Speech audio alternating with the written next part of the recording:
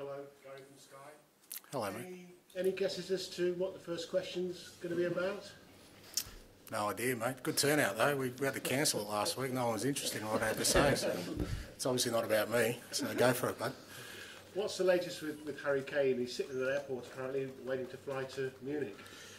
Yeah, look, fair to say I don't have a blow-by-blow account of the whole thing, but my understanding is that it's progressed to the point where it looks like it's going to happen, and that's kind of that's all the information I kind of have at the moment, and from that perspective, it at least gives us sort of some clarity, unless something unforeseen happens, that we move forward without Harry. You need it to happen, don't you? You're right, the clarity is important, so you can move forward. Better it's done sooner rather than later now we've reached that stage, I guess.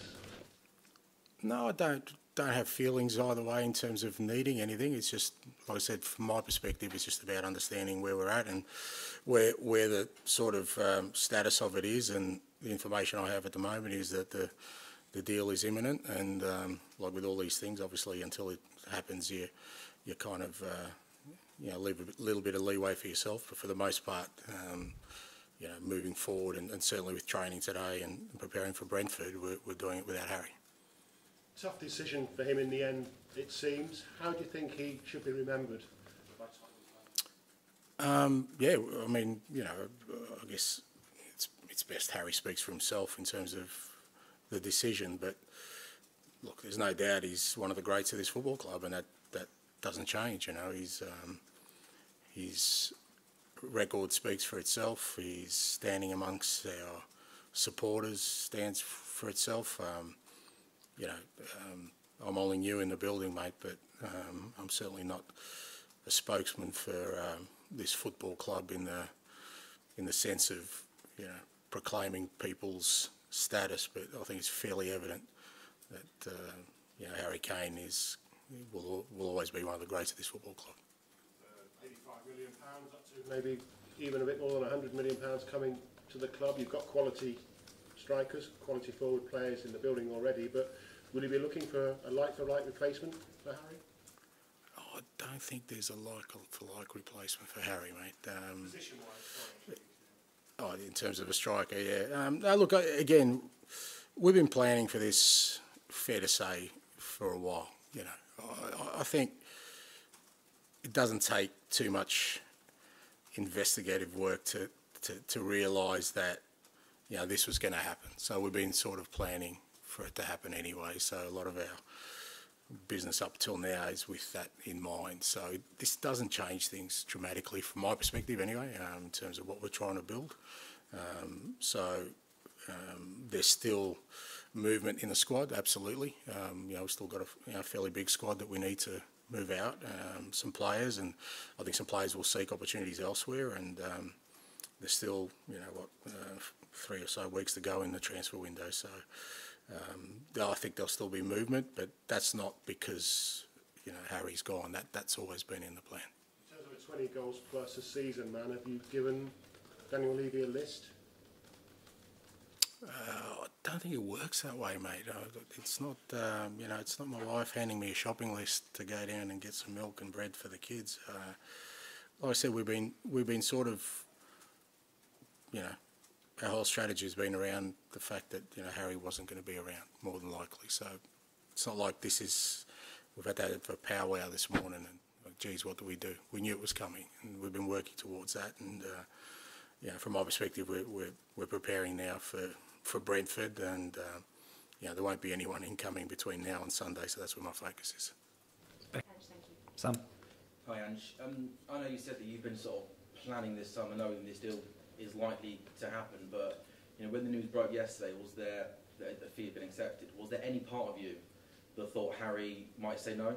I want to stay. Did you try and convince him to stay? This is his team. This is his home. I know Bayern's a big club, but did you sense it? Again, like I think if you're involved in the football business as long as I know, as I have, clubs aren't talking to each other unless the player knows about it. We weren't negotiating with Wolfsburg for Mickey van der Veen and then trying to figure out whether he wants to come to us.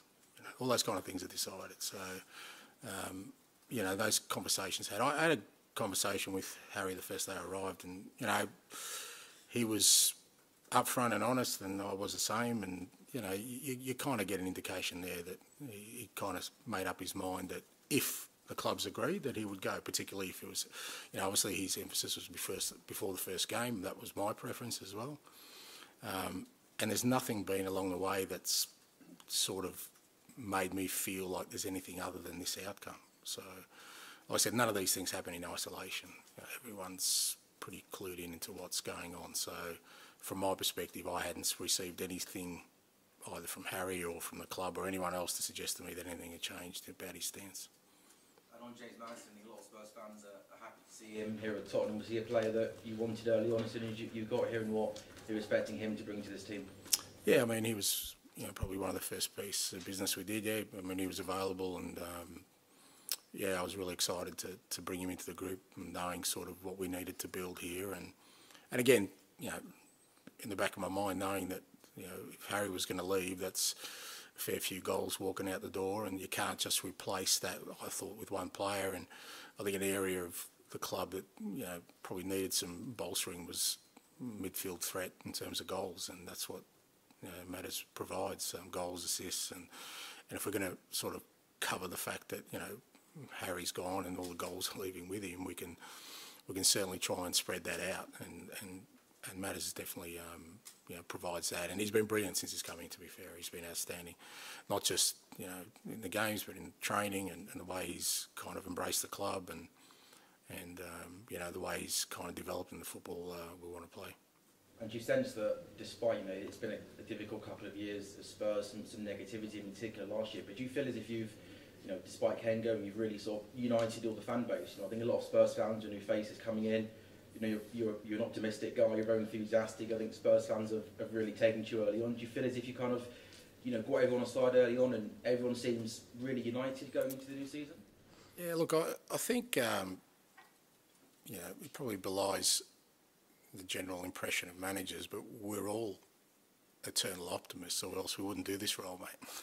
There's enough people telling you can't do things that if you don't go into any challenge believing you can be successful and believing that you can bring success, then, you know, there's no point being in it. So, you know, I was under no illusions of the enormity of the challenge, but at the same time I was, you know, bullish in myself that we could accomplish something here. And in terms of the supporters, you know, I've said all along, you know, they've got the right to feel the way they want to, and it's up to us to change that if we don't feel, you know, if there's a negativity amongst them, it's up to us to turn that around. It's not up to them to just sort of blindly, they'll always, you know, have this eternal faith in their football club, but in terms of us, the people who represent it, we've got to prove to them that there's something to get behind there, and you know, Sunday's an opportunity for us to begin to do that, and then hopefully, you know, that positivity, you know, transfers to our next home game, and then, you know, because the energy that they provide the players will be enormous in us trying to achieve what we need to. Ali. Obviously Harry's been wearing the armband in your pre-season matches. Hugo doesn't seem to be part of the plans. Have you decided on your captain going forward? Yeah, I have, mate. So No, I'm not telling you. No. No, look, we'll kind of go through that process tomorrow.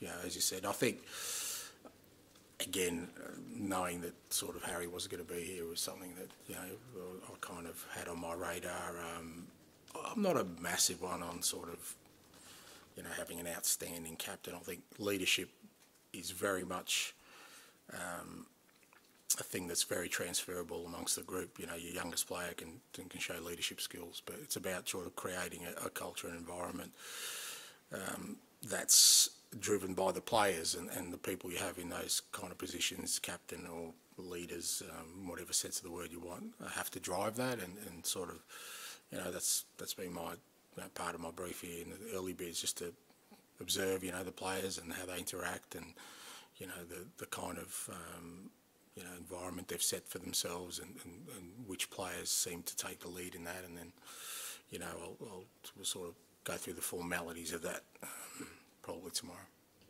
I'll rephrase this next question slightly. Is Sonny a strong candidate for that role?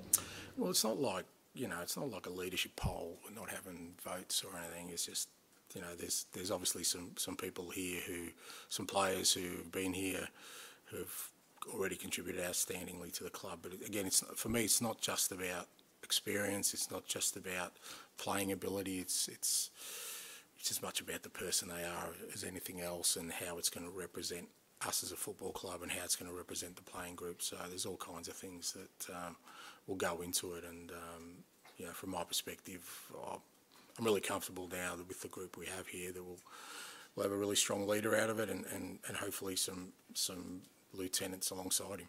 Just a quick question about the future of another player. Even Perisic has been playing quite a lot for you in pre-season, obviously contributing a lot.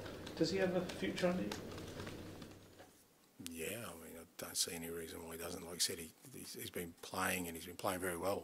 You know, obviously I've followed Ivan's career for a very long time, and he's an absolute professional. The way he looks after himself physically, he's in unbelievable condition, and he's had a really strong pre-season for us. You know, both games, training. So yeah, he's definitely got a future with me, or with the football club, more importantly. Okay, we've only got a couple of minutes left of this section, so we'll go gentleman in the suit, Al and George, please. Hi there, it's Matt Grogan, BBC Sport. You mentioned you had a conversation with Harry when you first arrived at the club. Obviously you had a vision. He said his ambitions as well, but did you try and convince him to stay? No, I didn't see the point in that, because whatever I was going to say was going to be irrelevant to what he felt being here for the last month. You know, I could sort of plan this grand vision, but I'm sure he's heard it all before. It's how people feel, and you know, what they see and perceive as they train with the group, and the way the environment changes, that has a bigger effect. So for me, that was more not that I was going to make a pitch for him, but you know, my feeling was, you know what, we'll get to know each other over the next month. That's the best way to sort of navigate this early bit of you know, our sort of relationship as manager and player.